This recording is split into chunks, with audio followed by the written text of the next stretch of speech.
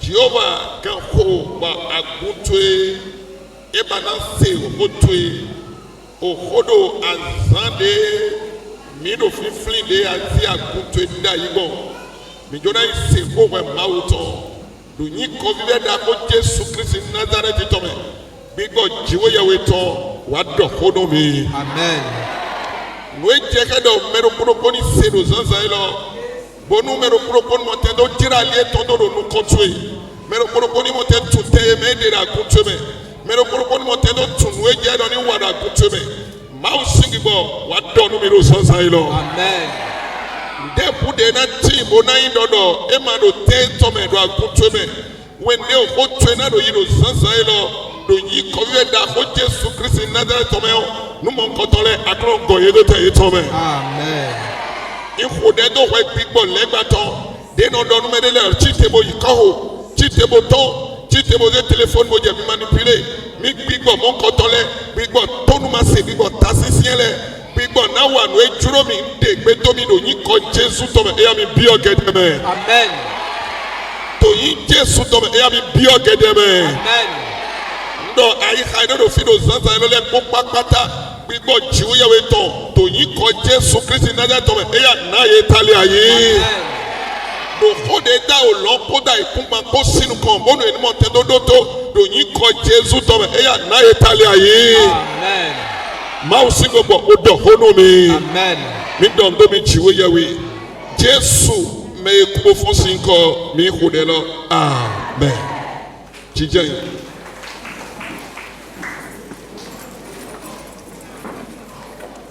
Sabunwedo. When we love my when we medina Rubikona Wiwa. Je vous prie beaucoup d'éviter les va-et-vient en ce moment. Restez donc confortablement assis à votre place. Afin d'écouter la parole du Créateur des cieux et de la terre. Amen. Amen.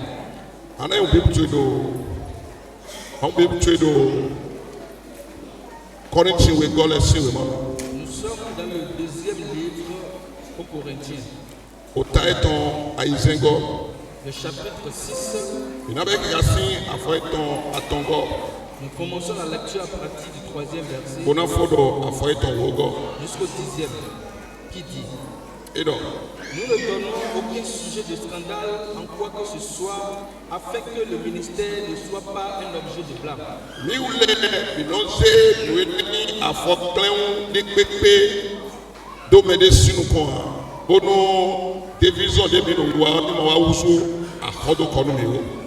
Mais nous nous rendons à tous égards recommandables comme serviteurs de Dieu par beaucoup de patience dans les tribulations, dans les calamités, dans les détresses.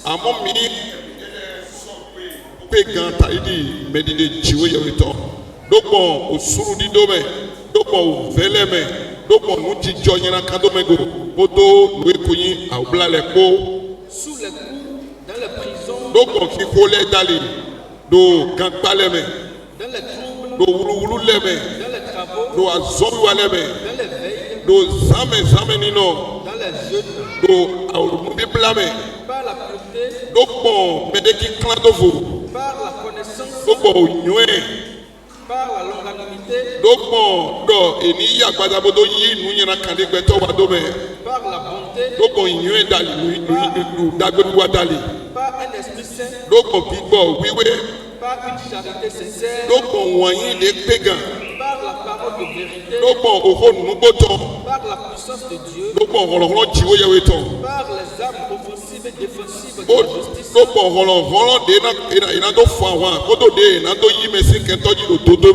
au milieu de la gloire et de l'ignominie, au milieu de la mauvaise et de la bonne réputation, étant regardé comme imposteur,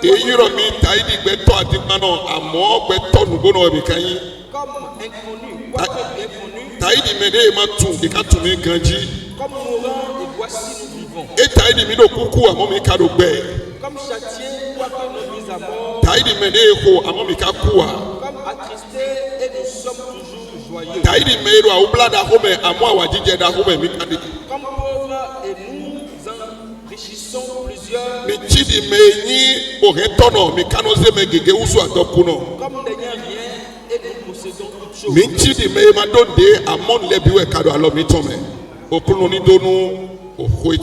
Que le Seigneur bénisse sa parole. Le Seigneur bénisse sa parole.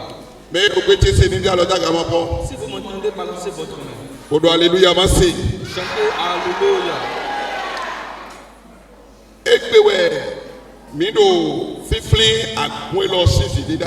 Aujourd'hui, nous sommes en train de commémorer l'anniversaire de cette église. Le premier culte a été célébré ici il y a 23 ans. Depuis hier jusqu'à ce jour, je continue de me rappeler de beaucoup de choses. Je me souviens des commencements, des débuts. Et je me rappelle également de tout ce qui s'est passé en ce temps-là. Je me souviens également de toutes les promesses, les prophéties de Dieu. Alors pour cela ce matin, le Seigneur m'envoie vous délivrer un message. Ewe sobo ndodo ini teko bobo ina to ilo ni ma inde na no ina ito to fome. Pourquoi j'ai exigé que ce message soit bien enregistré? Bo me mondodo emi nouvelle Jérusalem si ville bi ni doto. Afin que tous les enfants de la nouvelle Jérusalem puissent écouter. Bo numero ko ni tu mu de je ro ni bloda gome. Que chacun sache sa part dans l'église. Kota de jimi jo ndo foto en dodo. Et le thème sur lequel nous parlons Mi gba yi do nu eyin afogbanu lego. est gardez-vous des scandales. Mi gba yi do nu eyin afogbanu lego ra goje. Gardez-vous des scandales dans mon église. Mi gba yi do nu eyin afogbanu lego ro agunche mi. Gardez-vous des scandales dans mon église. Mero modo e ma yin me jiji me no te ro nu kontu. Je ne suis pas l'auteur de cette parole. Amo mero ko ni konton ni Jésus Mais Christ. celui qui prononce cette parole, son nom est Jésus. Edo mero ko ni do ayi gba. Do nu e no yo do afogbanu go do agbo bi to si tete. Il demande à ce que chacun prenne garde des scandales dans son église. Ayi pasteur, Que vous soyez pasteur, ayi évangéliste, que vous soyez évangéliste, ayi apôtre, que vous soyez apôtre, ayi diacre, que vous soyez diacre, ayi diaconné, que vous soyez diaconne, ayi que asoato, vous soyez ouvrier, ayi agovi aya. que vous soyez simple, fidèle, Te de bu de me ade da gume. quelle que soit la position que vous occupez. Edo weni do ayi gba do nu e no yo do afogbanu lego. Il vous demande de vous garder des scandales Do agbo bi to si tete. dans son église. Ete no do afogbanu le. Rappelons-nous scandales. Ewe inu jijo alọpa de no jobo no ke wuluwulu wa gume. Les scandales, ce sont des choses qui se passent et qui peuvent créer des troubles dans l'église. Nu e na jobo na ke tagba bi agume. Des choses qui vont se passer et qui vont provoquer des troubles dans Bon, l'église. nous mon content là, et na ton ma ou ton ma na do budo yiwe. Et qui, au lieu de faire progresser l'église, va faire régresser l'église. E na ke agu jiwe ton ma na do problème do we. Ces choses vont mettre l'église de Dieu dans le problème. Ewe no afogbanu le. C'est ce que nous appelons scandale. Do e agbo mi Jésus to me. Dans l'église de Jésus. Ete o tu e ka do mondo. Pourquoi est-ce qu'il est en train de dire cela? Me do boni do hallelujah ma say. Quelqu'un chante Alléluia. Me do boni do hallelujah ma say. Alléluia. Nu e no yo do agbo ton. L'église, son église. Nu tu Jésus do mondo. La raison pour laquelle Jésus prononce cette parole. Nu jijo de jo we to ba gun do yin agun. Ce qui s'est passé avant que l'église ne soit église. Nu e jo we to ba gun do yin agun. Ce qui s'est passé avant que l'église ne soit église. Bíbélì do nu mi do. La Bible nous dit, E do asanagbe do lo me. quand ce jour dans les cieux, Yedo ye zenu owe madoko un livre a été pris. ezenu moto blado kutobo blado do kon Le livre est scellé en dehors et en dedans. ye dafa do lome bodo do menu esi wite we mai lo bona su bona kon Une voix fut entendre des cieux qui peut prendre ce livre et de rompre les sceaux. edo do lome mende busu kenua La Bible dit que dans les cieux, personne n'avait répondu. angeli le bisese mende su kenua Parmi tous les anges, personne ne pouvait répondre. ete yi we lo ewe yi do mesi wi gbe o me bona ikudo nyana do no le sita Ce que représente ce livre, c'est qui allait dans le monde et mourir pour le pécheur. wo toblo ti to etoni C'était ce que le Père a prédestiné. me na yi bona ikubo na wule gbe to le sinyana do Il etono pourra donner sa vie pour le pécheur. mende busu kenua Personne ne pourra ouvrir sa bouche. angeli le bisu kenua Les anges ne pourraient pas ouvrir leur bouche. Michel su kenua Michel ne pourrait pas non plus ouvrir Gabriel sa bouche. sukenua Elle ne pourrait pas ouvrir sa bouche. yeme bi na be to Tous avaient gardé le silence. edo fini owewe La Bible dit que sur le me chemin, mo nu mi mo lo edo mi jafi yaji celui qui a eu la révélation, il a commencé par pleurer. do me de bude boy na si wa bona won gbe to le Parce ga que personne ne voulait venir sauver l'humanité. edo fini mi mo me do ko boy tite Mais là, il a vu quelqu'un qui s'est levé. boy eti di le gbo de ko hu Il est comme une brebis qui est déjà mise à mort. boy tite mo ase we boy ne Qui est venu, il a pris ce livre. edo me bi je raji do lo me Et la Bible dit que tout le monde s'est mis à chanter dans les do cieux. wa yi me de je re Que toi, tu es digne bo se we boy ne de prendre de livres mo wen nu eze bo do edo blale dans l'ombre des chauds. edo awadi do lo me La Bible dit qu'il fut un grand bruit dans les cieux. nujijo de jo Ce qui s'est passé tobo Jésus wa gbe o me ni avant que Jésus n'arrive de mo wa mort. kudo nyina do no le sita Et me il est mort pour le pécheur. mais nous et non da gun Ce qu'on appelle l'église, ewe ime jiwe yo ehun le si nyina do le c'est celui-là que le Seigneur a sauvé du péché. we do ma un se do gbigbo me ko do du gbogbo Et qui sert Dieu en esprit et en vérité. me ba un le si nyina do ito Celui que le Seigneur a sauvé de son péché. me ro agale dai Celui qui était dans la débauche. me ro ayode Celui qui était dans me ro la ajoja celui qui était en train de voler. me ro ahanu Celui qui était dans l'ivraie. incroyait, celui qui était de l'idolâtrie, celui qui faisait les gris-gris, celui qui était de la sorcellerie, celui qui était dans les ruses, que Jésus-Christ a sauvé, à qui il a donné une nouvelle vie. Personne n'a abandonné son péché et prend l'engagement de servir désormais la Ce sont ceux-là qu'on appelle l'église de Christ. L'église n'est pas le bâtiment dans lequel nous sommes. C'est la raison pour laquelle Jésus a souffert sur la croix. C'est pourquoi il a versé son sang. Et lorsque leur sonnait, qu'ils soient allés à la croix, lorsqu'il voyait déjà venir la souffrance, la Bible dit qu'il a invoqué le Père. Il a dit Père, si cette coupe peut être éloignée de moi, mais toutefois que ça ne soit pas ma volonté, mais que la sienne soit faite. Lorsqu'il était sur la croix, effectivement, la souffrance était vraiment au paroxysme. Au point où il a demandé de l'eau à boire. Et ce qu'on lui a donné n'était pas vraiment de l'eau. Il a crié. Il a dit Père, entre tes mains je laisse mon esprit. Et il a tiré sa main. Il se sacrifiait pour vous et moi. Nous qui sommes de la race des idolâtres, nous qui avions été déjà rejetés, nous sommes devenus aujourd'hui des serviteurs de Dieu. Ce n'est pas un héritage de Dieu. Ce n'est pas un bien de notre famille. C'est plutôt un bien de Dieu. Et c'est pas grâce qu'il nous a appelés, vous et moi. C'est ce qu'on appelle l'église. Ce n'est pas un parti politique. Où chacun vient aussi donner sa part ou s'impliquer. Ce n'est pas non plus une association de quartier. Ceux-ci sont ceux qui sont reconnus par le ciel. Si vous êtes ici et que vous n'êtes pas encore reconnu par le ciel, vous devez donc faire tout possible pour que le ciel puisse vous reconnaître. Comment est-ce que le ciel va vous reconnaître? Vous devez donc devenir une nouvelle créature. Vous allez connaître la nouvelle naissance. Vous allez être né dans le Seigneur. Et vous allez devenir enfant de Dieu. Ceux-là qui sont l'église de Christ. L'église de Jésus. L'église de Jésus. Mais avant de véritablement connaître l'église, vous devez véritablement connaître Jésus. Ce jour, Jésus les a appelés. Il a dit, comment est-ce que les gens, pour qui est-ce qu'ils me prennent? D'autres ont dit, ils te prennent pour Jean-Baptiste. D'autres viennent à l'église, ils pensent que c'est pour servir. Le trône de la maison maternelle. D'autres pensent que c'est auprès des fétiches vers lesquels ils allaient entre-temps. Pour qui est-ce qu'ils me prennent? D'autres te prennent pour Jean-Baptiste. D'autres pour Jérémie. D'autres pour un prophète. Et Jésus a ouvert sa bouche et leur a demandé, vous, comment est-ce que, pour qui est-ce que vous prenez? Tous se sont calmés. Et puis il a ouvert la bouche. Il a dit tu es le Christ, le Fils de Dieu vivant. Le Fils de Dieu vivant. Il a fait face à Pierre ce jour.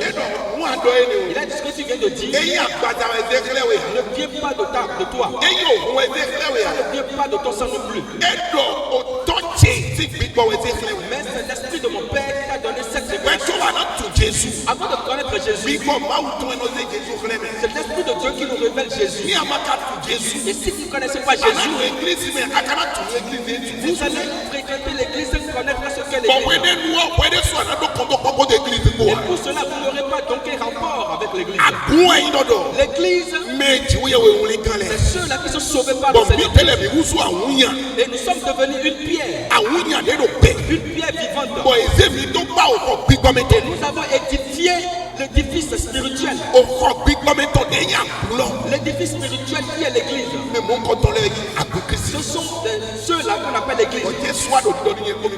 Et Jésus nous dit, vous et moi, que les scandales viendront. Les scandales viendront. Les scandales viendront.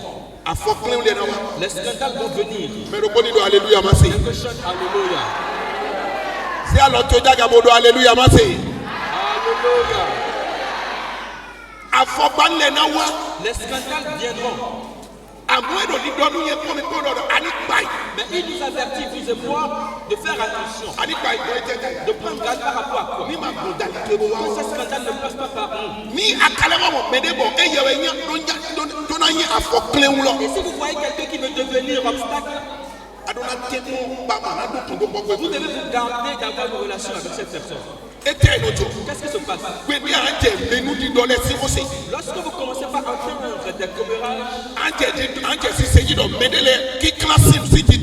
lorsque vous entendez les gens qui préparent des coups,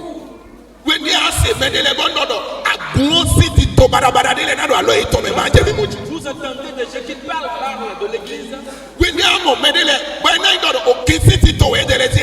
ils sont en train de parler des rancunes.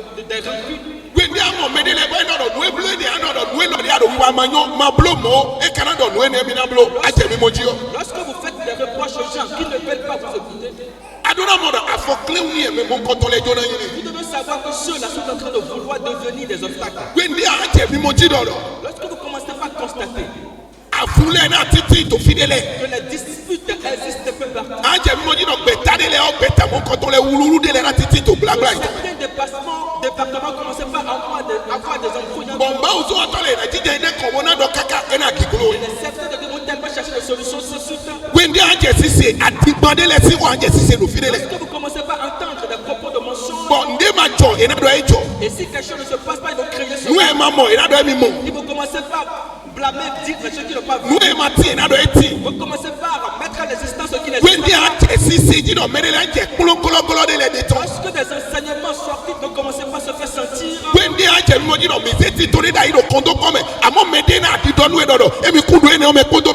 nous avons instauré un programme contre lequel certaines personnes se permettent de lutter. Vous devez savoir que cette personne est en train de vouloir devenir. Alors ne soyez pas ce type de gens. Ne vous associez pas non plus avec de pareilles personnes. Pourquoi? Parce que lorsque cela va arriver, ça va donc régresser l'église. Et quand cela régresse l'église, le propriétaire de l'église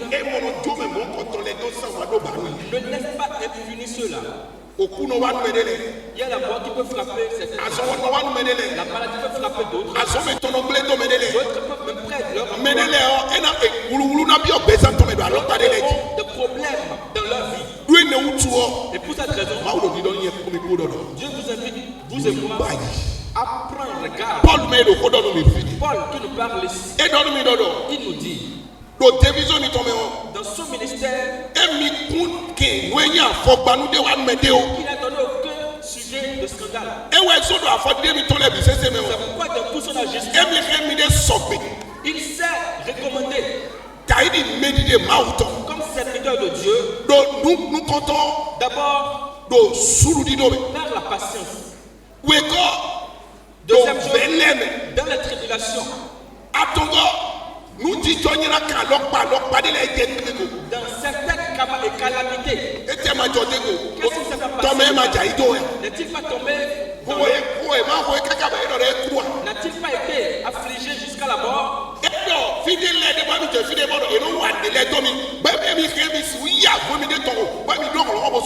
À des endroits donnés, lorsqu'on le maltraite, il a la possibilité de se venger. Mais il abandonne tout. Pourquoi est-ce qu'il est en train de faire tout cela? Il le fait pour ne pas devenir un scandale pour l'église de Christ. Il le fait de peur de devenir un scandale pour l'église de Christ. Que ce soit dans la famille, dans les tristesses, dans les tribulations. De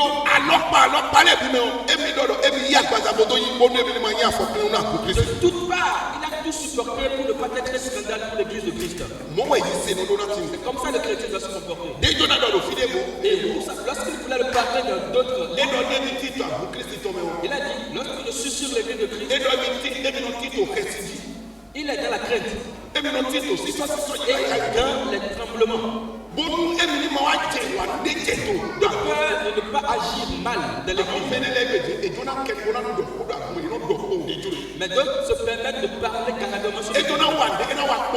Ils veulent agir, ils le font sans arrière-pensée. Ils veulent se comporter, ils le font sans arrière-pensée. Vous devez d'abord vous demander quel est le résultat de ce que je vais faire pour l'église. Quel est ce résultat que cela va apporter pour l'église de Christ? Cette question doit être posée. Ça peut détruire des choses pendant 10 ans. Je vais vous rappeler. Nous n'avons pas commencé ici à la Nouvelle-Jérusalem. Nous n'avons pas commencé ici. Nous étions quelque part.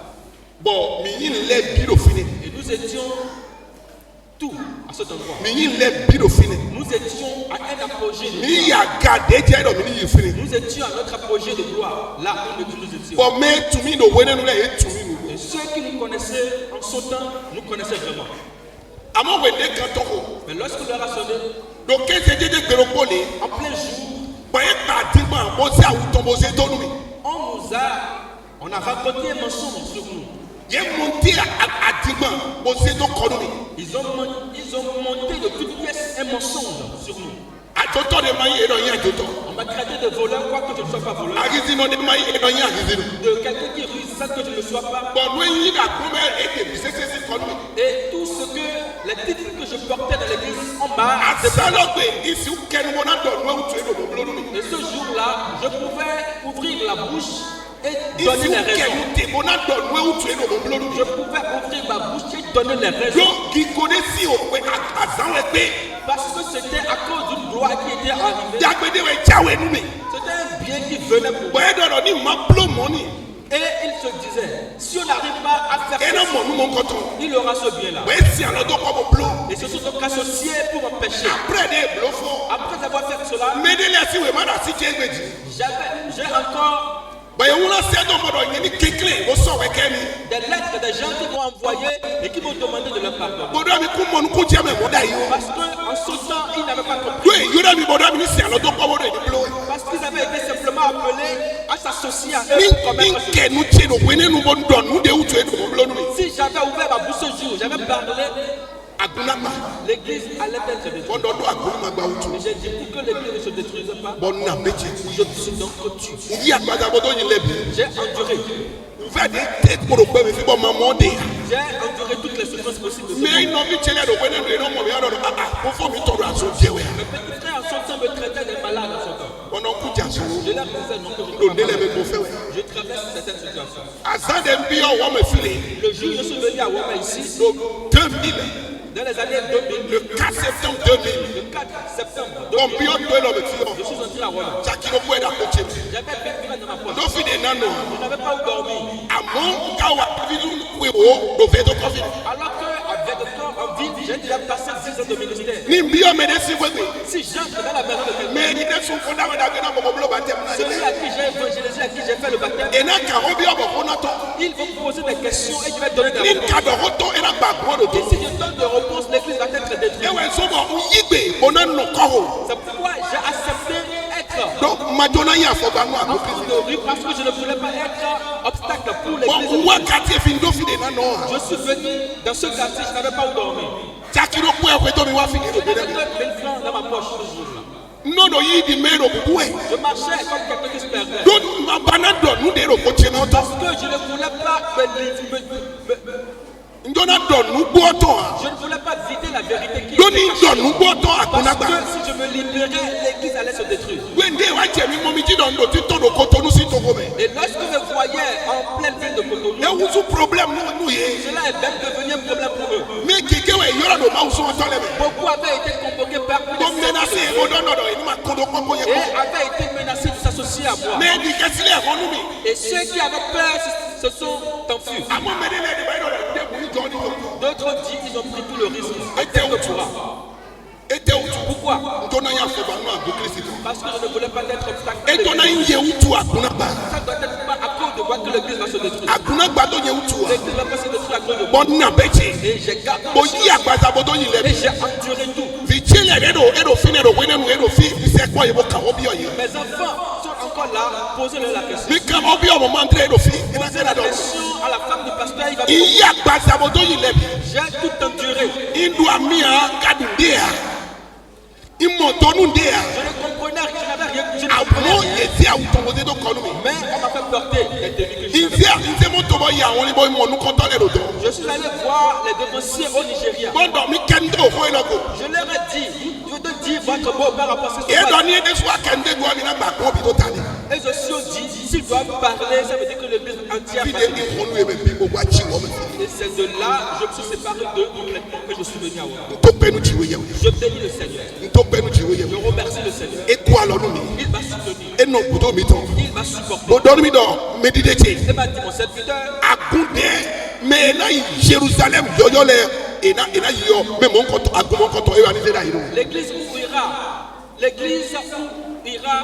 L'église qui ira à la nouvelle Jérusalem. L'église qui ira à la nouvelle Jérusalem prépare-moi les fidèles. Yentele ani wula we tonda hiro me. Prépare-moi les fidèles de l'église qui Me do ira à polo ko mi to mi ni modo do mi do na do afodi de te ko. Vous devez comprendre, vous qui me connaissez et observer mes comportements. Nu gege de bo no ro pe ko lo tale bo no na be bo no pe ko an fe do do maro mi mo ndo mi mo. Il y a des choses que je vois, mais je garde mon silence. Vous allez croire que je ne les Dile vois de pas. no ro sisi kanji bo kana na be che bo na. Parfois, j'entends certaines choses, mais je garde mon silence. Indo ro ko bo su ken bo na do ko to dele ji. J'ai la capacité d'ouvrir ma bouche, de dire mon mot, Àwọn akukisi to utu e. mais à cause de l'église de Christ, Akuelo e ma yin bewe mi sidai. l'église-ci n'est pas une association que E ma kai me de si.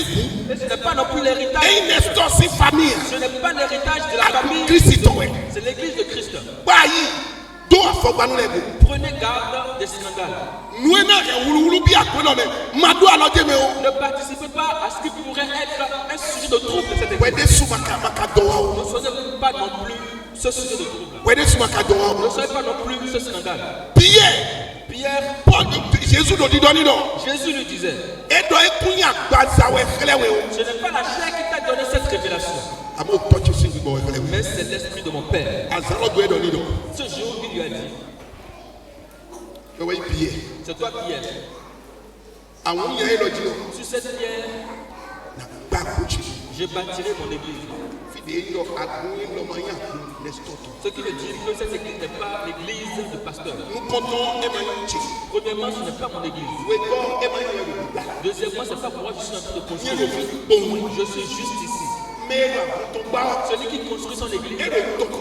est en train de le faire. Oni me de afode yi to. Et si quelqu'un se comporte d'une manière Me indigne, ona mo me la to gba. la personne verra à son dos celui qui construit son église. Me yi do do afokle we na yi o. Celui qui veut être un scandale E na mo me la to gba. E na mo to ko. verra le propriétaire de l'église à son dos. Agun gba yi ko ha. Construire l'église n'est pas une histoire de bâtiment.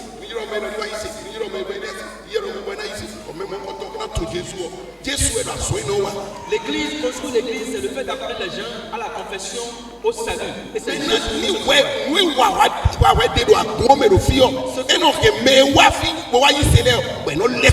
Ce que vous faites, si cela constitue à renvoyer ceux qui sont venus donner leur vie à Christ, à cause de leur comportement, certaines personnes, à cause de cela, il y a des gens qui bêtisent contre l'église. Qui se disent même tu ne mettrais jamais le pied dans cette église. Si ça se passe de cette façon, sachez que vous êtes un scandale. Vous êtes un scandale. Le Seigneur nous dit, vous et moi, de prendre garde des scandales. De prendre garde des scandales.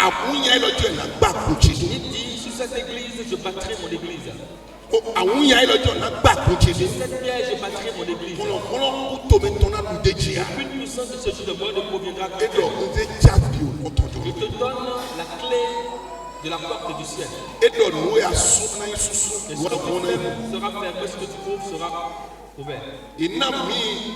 On nous a juste accordé la grâce. La communauté de l'église, son nom c'est Jésus. Mais quand on doit quand on a Jésus. Le bâtisseur de l'église, son nom c'est Il y a des Jésus. souhaits d'agouetomba. C'est lui-même qui bâtit son église. Il est là où il nous dit Nous ne sommes pas en train de faire quelque chose en mais il termes nous dit ça dans notre Nous temps. sommes juste des outils entre Et ses nous mains. tournons comme il faut, mais il paye. C'est pourquoi vous et moi devions prendre garde. Nos vies, Frères et sœurs, on a un Rome si vraiment. nous sommes dans le livre de Romains Bon, maintenant il faut le sens. pour finir avec le message. Rome si vraiment. Romains, Au taille oui, elle est. le chapitre 14, Verset 21. le verset 21 qui dit Il est bien de ne pas manger de viande, de ne pas boire de vin et de s'abstenir de ce qui peut être pour ton frère une occasion de chute, de scandale ou de faiblesse. Et dans un yon, donc, il y a une madou au lao, bon, il y a une mawani à focler nos sommitons. Cette foi que tu as, Et donc, dit, il y a deux néo, garde-la pour toi devant Dieu. qu'un clin beau rien, et néo, nous voyons de maussi nous comme.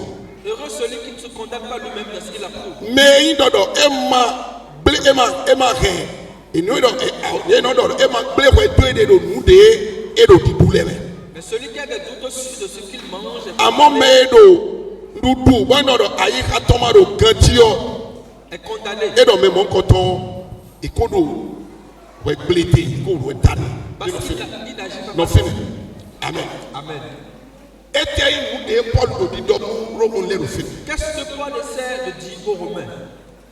Rome l'est, Les Romains, donc, on doudou d'aller. c'est pas la nourriture. Donc, on doudou d'aller. Pas la nourriture. Doudou, toi. À cause de la nourriture, Et non, vous sous, à faut pas nous aider. ils peuvent être des scandales. Peut-être, tu es, à toi, à quoi ou tout. Pour vous, peut-être, ça peut être de l'argent. Tu es, et si vous êtes d'accord, il y a un ton ou tout. Pour vous, peut-être les biens de ce monde. À moi, il y a des ton doudou. Mais pour eux, c'est la nourriture. Bon, il y a un peu de dodo, il m'a paillé.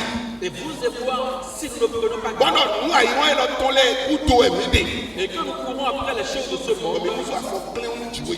et nous devenons des Il obstacles, faut clé ou la continuer. des scandales de l'église de Christ. Au lieu à grand, ni mon télo, il y a de des photos. Au lieu que l'église soit un sujet de bénédiction pour nous, ça deviendra un sujet de malédiction. À mon nom, à tes pour la Christ. Mais si nous faisons tout possible pour que dans l'église de Bon, Christ, allez, vous montez où d'abord. nous sommes des beaux exemples, nous serons plutôt des bénis.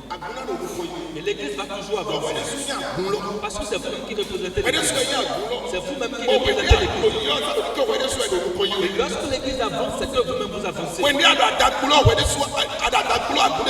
Lorsque vous vous élargissez, l'église aussi s'élargit. L'église de Christ, c'est vous et moi. La nouvelle Jérusalem, c'est vous et moi. Et le propriétaire de l'église, c'est celui qui est mort sur la croix. Celui qui est mort sur la croix. Paul voulait éclairer les Corinthiens ce jour.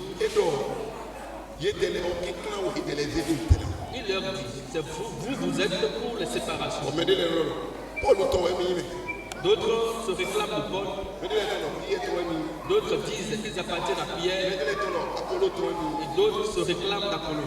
Et Paul leur dit, nous comptons Christ. premièrement, Christ est-il divisé? Nous comptons. Ça, c'est la première question. Et maman, Il n'est pas divisé. Il est un et indivisible. Paul, Pierre, Apollo, des textes, Que ce soit Pierre, Paul et Apollo, qui est allé sur la croix parmi les croix. mais il s'appelle. Qui est allé sur la croix parmi les croix? Donc, il y a des choses que il s'appelle. Moi-même qui suis ici, si j'allais à la croix, Mais il s'appelle beaucoup. Et où est celui qui est mort sur la croix, c'est lui le propriétaire de l'église. C'est lui qui possède alors, il tombe à gouer tomber. et son église se trouve dans sa main. Alors, il tombe à soit dit. Vous vous trouvez également dans sa main. Bon, nous pouvons tenir nos titons. Vos yeux doivent être sur lui et observez-le. Donc, c'est nous. Et je crois Il qu'il ne vous abandonnera pas. doit y avoir. Il ne vous abandonnera Il doit y avoir. Amen. Pourquoi sommes-nous en train de dire tout ceci?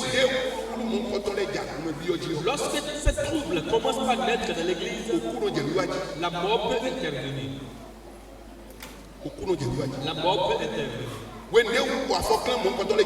Lorsque ce scandale commence par se les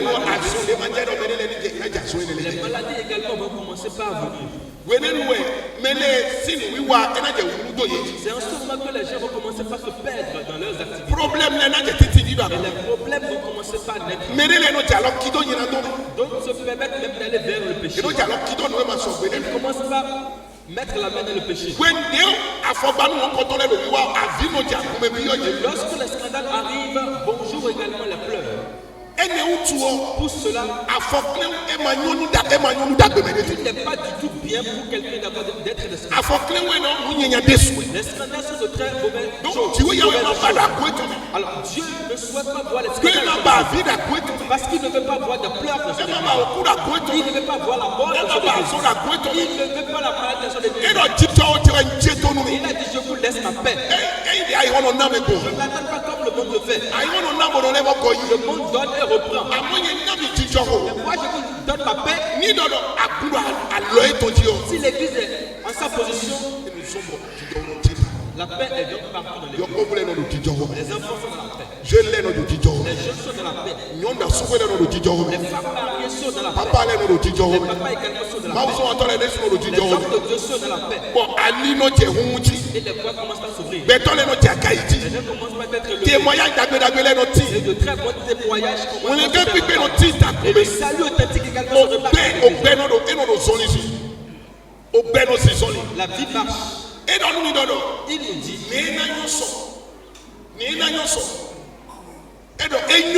il est bien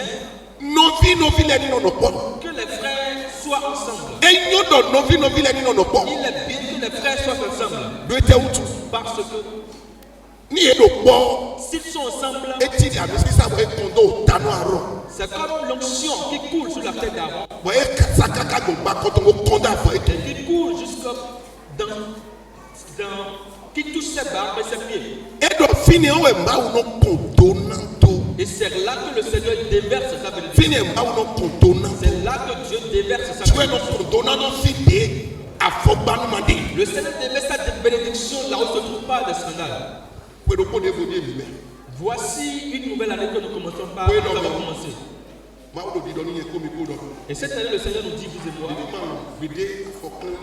de ne pas permettre que les scandales arrivent au milieu de nous. Même si le diable est en train de se soulever contre nous. Si au sein de nous, nous ne donnons pas assez au diable, il ne trouvera pas place. Autant des apôtres,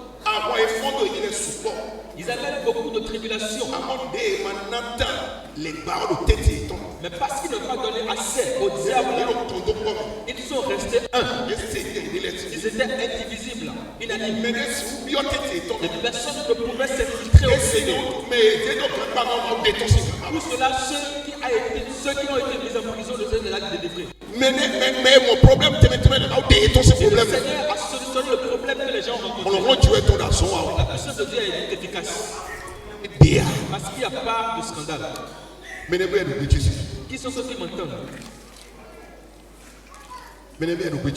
Qui sont ceux qui sont en train de m'entendre? Alléluia, merci. Alléluia, merci. Alléluia. Prenez garde des scandales. Prenez garde des troubles dans l'église. Ne soyez pas lassés. Ne permettez pas non plus d'y participer. Il a même recommandé que nous nous éloignions de cela. Levons-nous.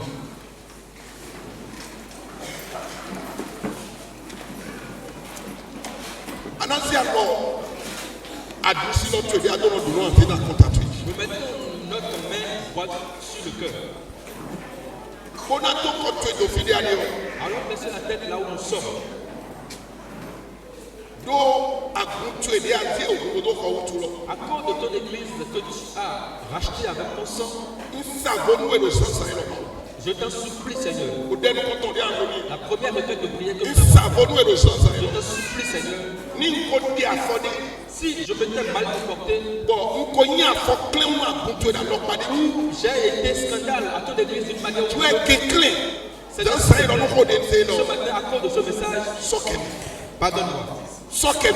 Pardonne-moi. Sokem. Pardonne-moi. Donc, on nous dit, Parlons à ni Dieu. où elle soit mon nom, et bien, il y a fondé, il fait tout. Vous reconnaissez avoir fait quelque chose de mal, confessez cela à Dieu. Out there, fondé là, on est là aussi, son idée. Vous vous êtes comporté d'une façon Bon, donnée on est soit mon nom, et bien, il y a fond clé ou à son maou. et vous êtes senti scandale. Et si nous, des dieux, nous comptons, et nous comptons, Et ce qui devrait donc avancer de votre vie n'a pas avancé. Beyond the joie du socket, Demandez à ce que le Seigneur nous pardonne. au dernier compte, La première requête de prière. et à côté de Jésus, c'est Prions comme. dans Jésus. Côté de Jésus, Thomas. Et besoin de t'entendre, il doit me dire, c'est ya. Whether soit to whether. Jésus, kana c'est nous, en adore. Ni à côté à fondé, bon, whether soit mon coup, jamais de m'y affordé. Bah, fondé, et y a fondé, moi, son maouto. Et y a fondé, moi, pour Christo. Ça va ni le quelqu'un au socket. Et c'est une dans l'homme, nous, et nous, et dans l'homme, nous, et dans l'homme. Ama bloc kodo ay kadabe bo ezende da lo menu e dani wanu awa nu ado mi kundo eteme o eku kan mi ono ni ble e na inu ko ni inu ko bóyá lo eni o ji ablogo sa fonu jiwe ro san sai lo kekle bo soke mi do yin ko Jesus to me jonu mi do yin ko Jesus to me do magboro san sai lo na yin afokle nu aso to ya na yin afokle nu aso agunto ya jiwe we kekle bo soke mi do yin ko Jesus to me wa lebla nu me ko no do Jesus sin ko me wa lebla nu me do yin ko Jesus to me wa lebla nu me do Jesus sin yin ko mi ku de lo amen ana ho de lo we go Nous allons faire donc cette deuxième prière. Tout ce qui est scandale dans ton église, bodo nu de na to afokle wa le ko tout ce qui peut causer de scandale dans ton akuno église, to bi sesi akome Seigneur, s'il te plaît, susu bi sesi akutome débarrasse tout cela. susu bi sesi akutome Débarrasse tout susu bi sesi akutome Débarrasse ko de mo do Jesus sin ko me ko de mo do Jesus sin ko me se gbe daga mo do ko du jiwe ye nde bude yin afokle wu alo nde bude na yin afokle wu akunto yi nde bude do afokle wu ke wa akunto me Jesu mi bi oro zansan lo do ani sa bi sesi akunto me do yin ko Jesus to me de nu mo ko tole bi si akunto me do yin ko Jesus to me de bi sesi se holo de we acheki gba de we bi gbo de we ati to de we de do afokle wu ke wa nu akunto yi Jesu de bi sesi se ro zansan lo de bi sesi se ro zansan lo e ya ni susu si do yin ko Jesus to me ko de la mo do Jesus sin ko me donu ma do ni de afokle wu le bi si akwe to me do yin ko Jesus to me no yin afokle le bi ni ko si akwe to me do Jesus sin ko me de se to yin ko Jesus to me Jesu si yin ko mi ku de o